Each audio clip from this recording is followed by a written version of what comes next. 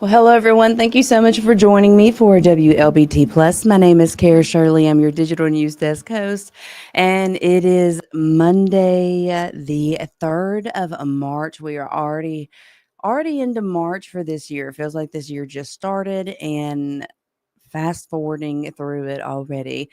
So we have a lot to get to today, especially want to talk about our weather because we do have a first alert weather day scheduled for tomorrow. We're going to give you a brief look at the forecast, but later today, our 2:30, our first alert weather team is going to be in here to give you a full look at that forecast. So make sure you are tuned in then. If you're watching on our website or through our mobile app or even through our streaming on your TV, we appreciate you watching very much. And if you're tuning in on any of our social streams, Facebook, YouTube, Twitch, appreciate you watching there. Don't forget you can always join in the conversation. If you have any comments, questions, anything like that, you can leave it in the comments section. I do enjoy getting to converse with you guys and what I like to call our interactive newscast here at WLVT. It's a lot more laid back than your traditional newscast, but we're still giving you the information that you need to know. So before we jump into the news, let's take a look outside over downtown Jackson right now, see what it is looking like weather-wise. We actually have a nice day happening for us right now. It's pretty nice out there. We're going to have, like I said, that rain tomorrow, but right now, today, we're looking good. Actually, let's look over Forest as well here. You can look at any of our sky cams by going to our website at WLBT.com. But you can see nice and sunny looking over Forest. Got some really good mild temperatures happening out there right now. So if you have anything to do outside, today's the day to do it. As a matter of fact, the threat of severe weather is going to be moving through tomorrow afternoon. So if you have anything like anything outdoors that you need to make sure it's tied down or secured, maybe get it inside to where it wouldn't blow away because we are expecting some high winds. Today is going to be a great day to get that done. And this is actually the last week of the year where we'll be having a daylight savings times. We're going to be jumping. Is it jumping forward or falling back? Anyway, we're going to get an extra hour of daylight starting next Sunday. So just keep that in mind as you go forward with your plans. So let's take a look at the news right now, tell you what's happening around the area. I can tell you that there was a house fire on Archer Avenue this morning. Let me get this pulled up for you right here. There we go. So this house fire happened around 3 a.m. Again, it is on Archer Avenue here in Jackson. We don't have any word yet on if anyone was inside the home during the fire or what caused it. But as soon as we get that information, we will certainly pass it along to you. And then this weekend, there was also a fire at Hinds Community College in Raymond. It was in a college dorm there on Sunday. So Raymond Fire Department Assistant Chief Andrew Arthur says the department received a call about the fire about 4:45 on Sunday evening. So what happened was some hot debris had fallen from the roof of Davis Hall into an old disconnected dryer vent that was inside the building. So the debris came from work that was being done on top of the roof. Thankfully, no one was injured. The fire was quickly got under control. 44 students were affected. They were temporarily relocated and are scheduled to return to Davis Hall sometime today. Also, over this weekend, there was the celebration of life for the fallen Hinds County deputy. The funeral, processional, and funeral yesterday for Hinds County Deputy Martin Shields was held here in Jackson. 37-year-old was shot and killed last Sunday while responding to a domestic call. So police escort left the fairgrounds on Sunday and leading Deputy Shields to the Jackson Revival Center so family, fellow officers, and government officials could pay their respects to this fallen hero. So, law enforcement officers across the state could be seen traveling through this capital city for this, all there to honor the sacrifice that Deputy Shields made in the line of duty.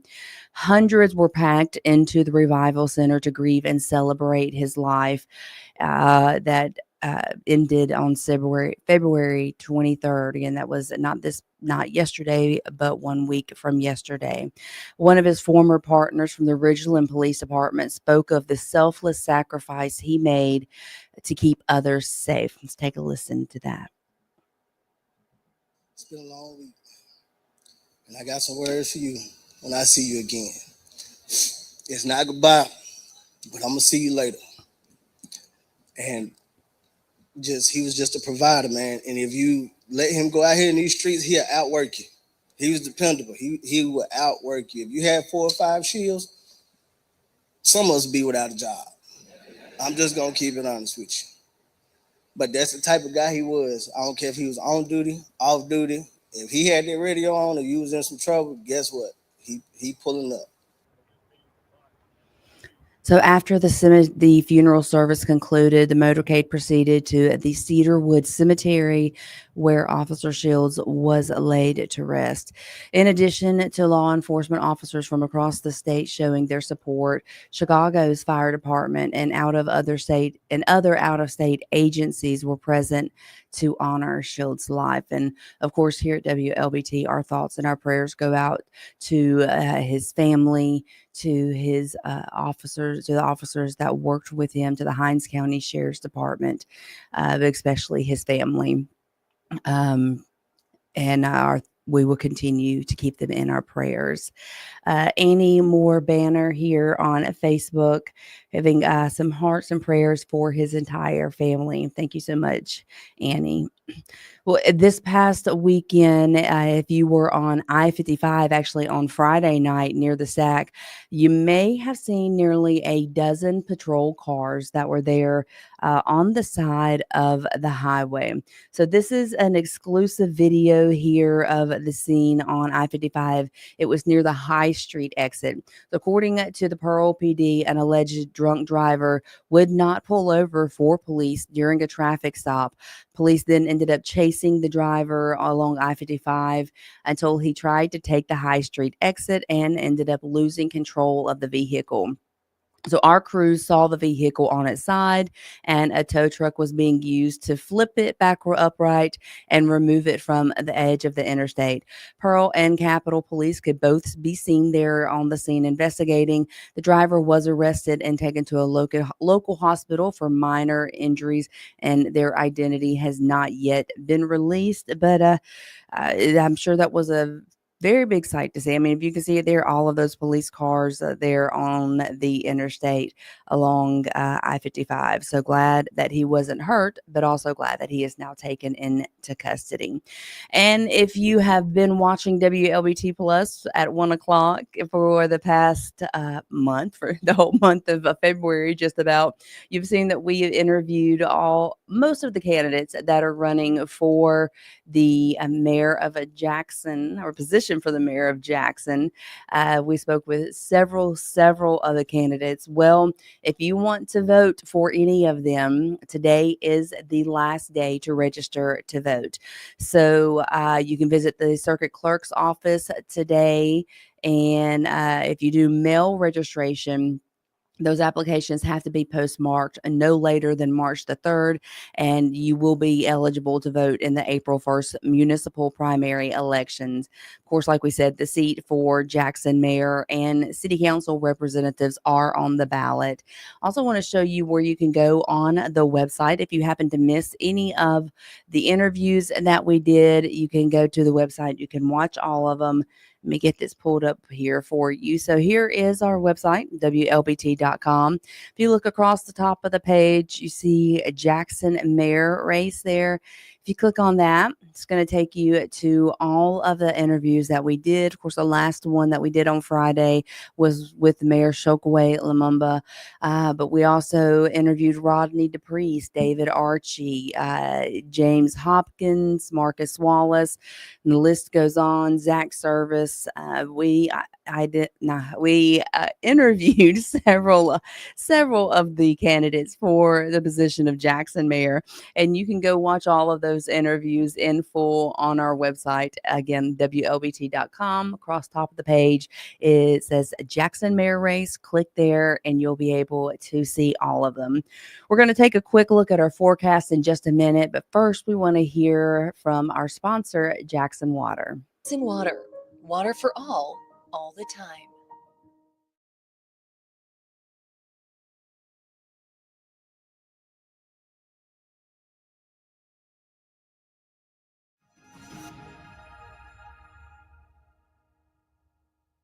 At Jackson Water, we are in the game and locked in on our goals.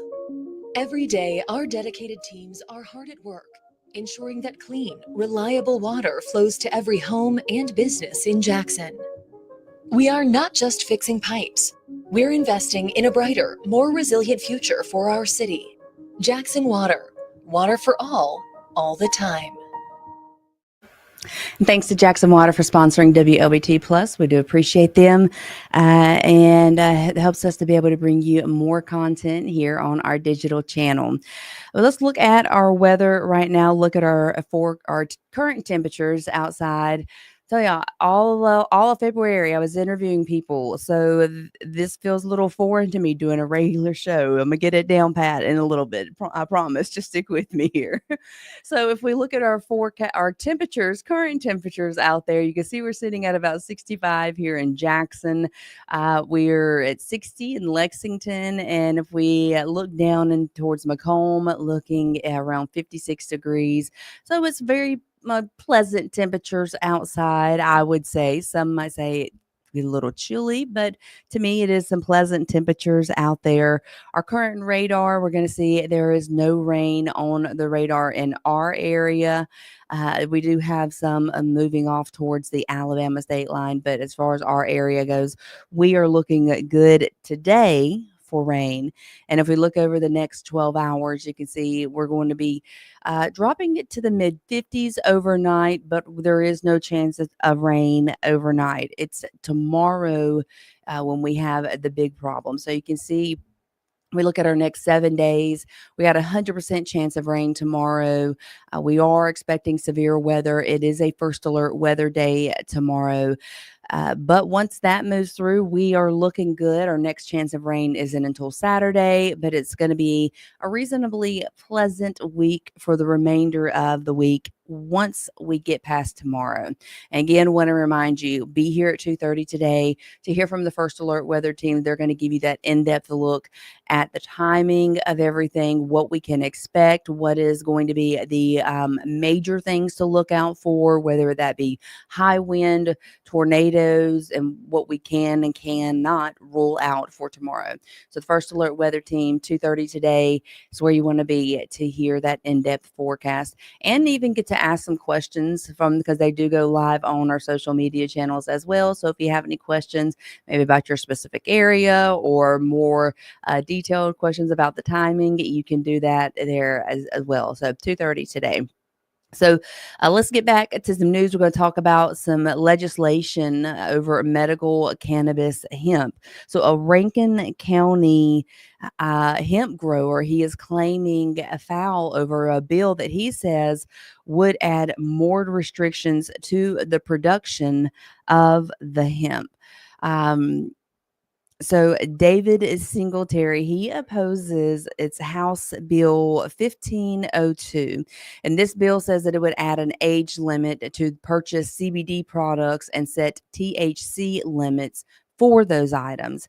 He grows hemp on at his farm in Florence, and it's mainly for CBD products. Singletary's not against age limits, but he does say that other restrictions would cost him more and also impact convenience stores. It's going to put out a lot of people that have been in business since 2018, and President Trump signed off on the 2018 hemp bill. And we just been trying to make a go of it for the last 7 years. And now all of a sudden we're going to get put out of business before we even get out of the gate. It took them 3 or 4 years to figure out what they could get away with selling. And so those who say we're putting them out of business have only been in business for 3 or 4 years, but it's becoming rampant and taking over, the gas stations. So this bill is currently in the Senate, and it has been a week since we here at WLBT shared a story of a Kratom user and a Mississippi doctor who offers a different perspective on why the substance in all of its forms should be regulated but not banned. So Kratom advocates were in Jackson this week. They were lobbying for lawmakers to hear their voices. Several organizations, including the state's medical association, municipal league, and various law enforcement associations, are ramping up their efforts. They sent this letter to lawmakers this week, and they said they would like to see both natural and synthetic Kratom products become Scheduled 3 drugs. That letter, it says any attempt to regulate this drug sends a message that the drug is safe for use. So the House Drug Policy Committee is scheduled to meet this afternoon on this. So we should hear more information on the Kratom legislation tonight during our newscast. You want to make sure you were tuned in to that. And we reported earlier today that the head of Kroger, he abruptly resigned from his role with the company. So this is following an investigation Kroger CEO Rodney McMillan's of his personal conduct. Kroger said that it found McMillan's behavior inconsistent with the company's ethics policy. Our ethics politics. It says that it's not related to the company's financial performance, operations, or reporting, and it did not involve any Kroger associates. There were no additional details revealed, but if they are revealed, we will, of course, pass them along to you. Now, McMullen has been the CEO of Kroger for more than 10 years, and he has been with the company for nearly 5 decades, so working his way up from a part-time store clerk back in 1978 to the company's CEO. So for him to make an abrupt resignation like that was really surprising. But when we get more information on it, we will certainly pass it along to you.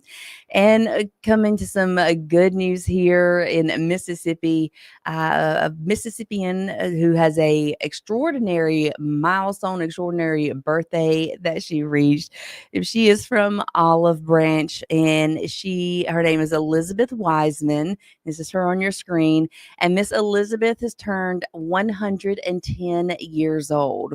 She was joined by 4 generations of family members. I said that she's lived in Olive Branch her entire life. And how cute, she was honored with a key to the city and was sworn in as an honorary sheriff's deputy. She did share a little bit with us about herself. And like to cook. And like my flower is gone. So she also said that her secret to long life is going to church every Sunday. So, of course, we want to tell her happy birthday, 110 years old. Man, the things that she has seen over her lifetime, absolutely amazing. I could not imagine, but happy birthday to her and congratulations on reaching 110.